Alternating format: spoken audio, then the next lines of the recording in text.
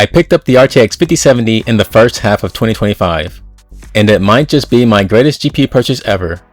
Here's why. Good value.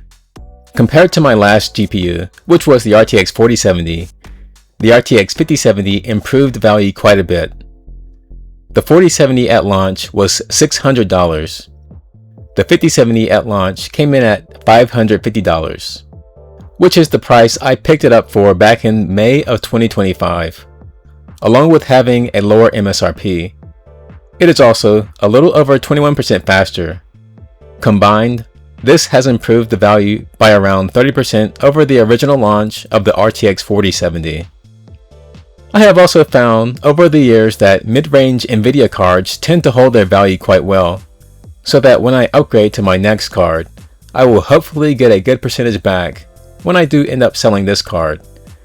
Since buying this card in May of 2025, the card has improved further as a result of new features since launch. When I first bought the RTX 5070, the 50 series cards did not support 32-bit PhysX for games, but there was an update in December 2025 which added support for 32-bit PhysX, which allows me to use that feature on games like Cryostasis, The Original Mirror's Edge, Alice the Madness Returns, and many others. This is great since I own a number of games that use 32-bit PhysX. Another new feature that came to the RTX 50 series since launch is DLSS 4.5, which further improves image quality over DLSS 4, making it the highest quality gaming image reconstruction feature on the market at this time. Another new feature that was recently added to the 50 series is support for the new G-Sync Pulsar monitors. I am very interested in getting one of these monitors, as I have heard great things about the motion clarity of these monitors when compared to other flat panel displays.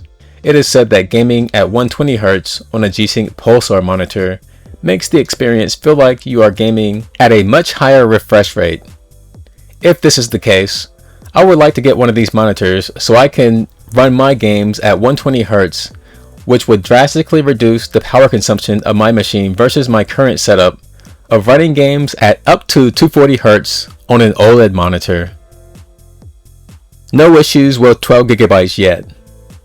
After using the card for over 7 months, I personally have not run into issues with having a 12GB card.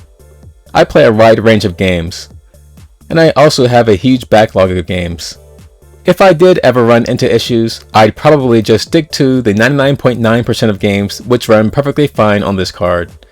I am also not afraid to turn down some VRAM related settings if it came to that.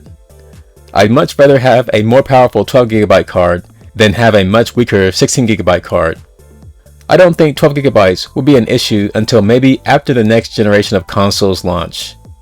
If the PS6 launches in the fall of 2028, it might not be till 2029 for 12GB GPUs to become an issue, like 8GB became an issue in current gen games.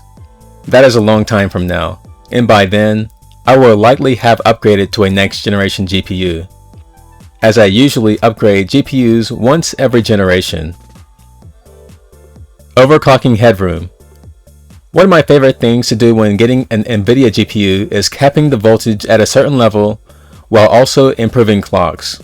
For the RTX 5070, I have capped the voltage at 945 millivolts while running an over 300 MHz offset on the GPU cores. This gives me higher than stock performance while reducing power consumption. This is important to me since I like my components to be as efficient as possible. I have also improved the memory clock by quite a bit. I have set the memory clock to plus 1500. I tried going all the way up to plus 2000, but I saw an issue in one game, so I lowered it to plus 1500, which improves memory bandwidth by nearly 11% over stock, taking memory bandwidth from 672 GB per second all the way up to 744.2 GB per second.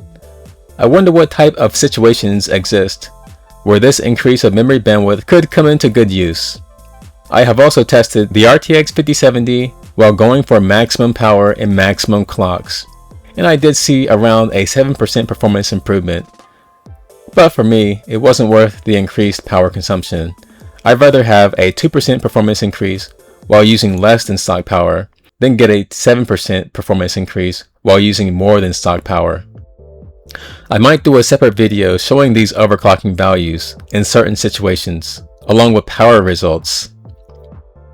The RTX 5070 is around 50% faster than the PS5 Pro and 9060 XT. When it comes to PC graphics performance, I always like to stay a bit ahead of the most powerful console. According to Digital Foundry, the PS5 Pro is about on par with the 9060 XT when it comes to gaming performance. The RTX 5070 is nearly 50% faster, which is quite a bit faster. My last GPU, the RTX 4070, was only about 20% faster than the PS5 Pro and 9060 XT, which was a little faster, but I wanted even more performance. It is nice to have a bit more performance than what is available on the most powerful console out today. In the end, the RTX 5070 is my greatest GPU purchase yet. It is the most powerful GPU I ever had, beating the RTX 4070 by around 20%, and is very efficient, especially once tuned.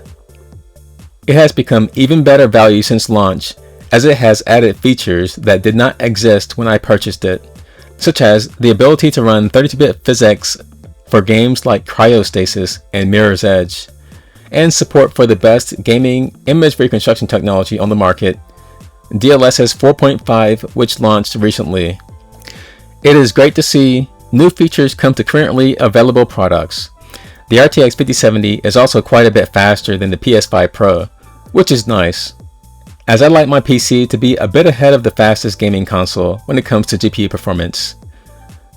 I don't think the 12GB of VRAM will be an issue this console generation, and with cross-gen being a huge thing when new consoles launch, it is possible that 12GB won't really be an issue till 2029, a point where I would have long since upgraded to my next GPU.